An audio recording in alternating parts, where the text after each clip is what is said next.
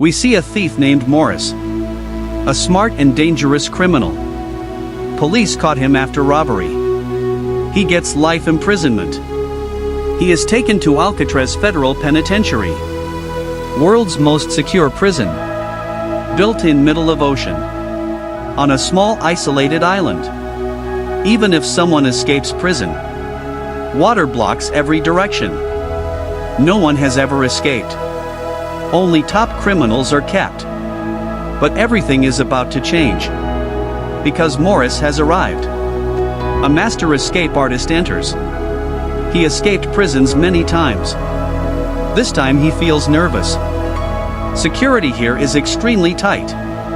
But Morris refuses to stay. He wants freedom at any cost.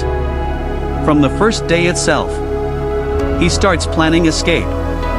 Full body checking is done. Then locked inside his cell.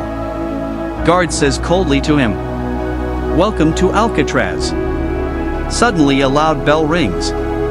All cell doors open automatically. Prisoners are called outside. Strict discipline is followed. Everyone wears same uniform. They line up for breakfast. Morris meets prisoner Litmus. He complains about missing fork. Litmus replies very rudely, "This is not your home." Suddenly Wolf appears there. A dangerous and violent inmate. Everyone fears Wolf inside prison. He dominates and tortures others.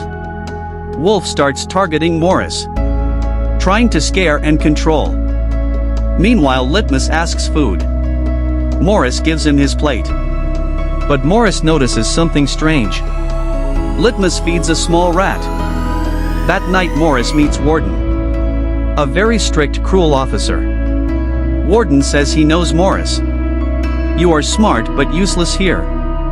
No one has escaped before. You will never escape either. Punishments here are brutal. Even small mistakes punished." Morris agrees on his face. But secretly plans everything. He steals Warden's nail cutter. A small but powerful tool. Back in his cell quietly. He hides it inside Bible. Next day Wolf attacks again. But Morris fights back hard. He beats Wolf brutally. And gains respect in prison. Now everyone fears Morris. His status becomes powerful. He gets library work assigned. There he meets English. A senior experienced prisoner. Knows every corner of prison. Morris also meets Doc. A simple artist prisoner. Doc survives using painting. It keeps his mind stable. Morris asks about painted flower. Doc replies emotionally, "It is my only happiness, which exists only in paintings." Morris meets English again. Asks help to escape. English laughs at Morris. "This place is a graveyard. No one escapes alive here. Stop wasting your time." But Morris is determined. He refuses to give up. Soon he gets carpentry work. He sees opportunity there. He learns about air vents that lead to the roof. Now real planning begins. He studies everything carefully. Wolf attacks again with knife. Chaos spreads in prison. Guards shoot from tower. Situation becomes dangerous. Morris notices everything carefully. Every guard and system. He gets punished badly. Locked in dark torture cell. He suffers for many days. But never loses his focus. Later he returns to cell. Litmus sends welcome message. A new inmate Charlie arrives. Placed in nearby cell. Morris befriends Charlie quickly. Introduces him to others. Warden destroys Doc's paintings. Breaking him completely inside. Doc loses his only happiness. He becomes mentally unstable. In pain Doc cuts fingers.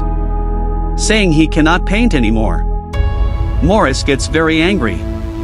Hatred grows inside him. Morris meets John and Clarence. Old partners from previous prison. Now team becomes stronger. They plan escape together. Charlie also joins them, after hearing about sick mother. Now the full plan is made. Step by step carefully. Dig through air vent. Reach roof secretly. Make fake dummy heads to fool prison guards. Escape through boundaries. Then cross ocean water.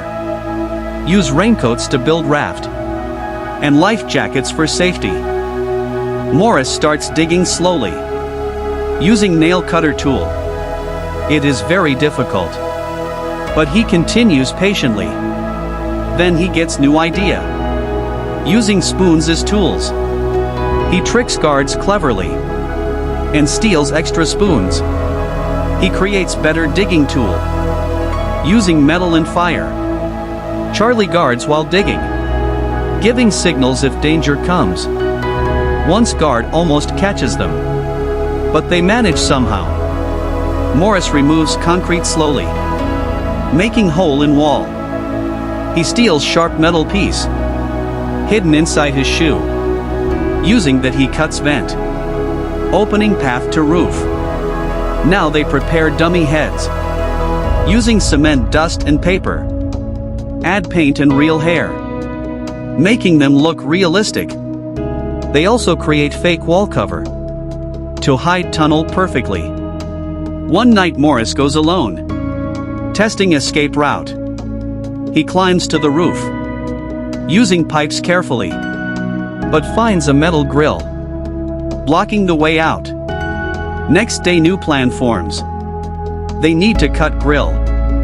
Morris sees a small fan, gets idea to build drill. Charlie steals fan secretly, hides it successfully. Morris converts it into drill. After hours of work, at night they use drill to cut the metal grill. Noise alerts guards above, but they stop in time. Now everything is ready. Final escape night arrives. All four plan to escape through vents to roof, but Charlie gets scared.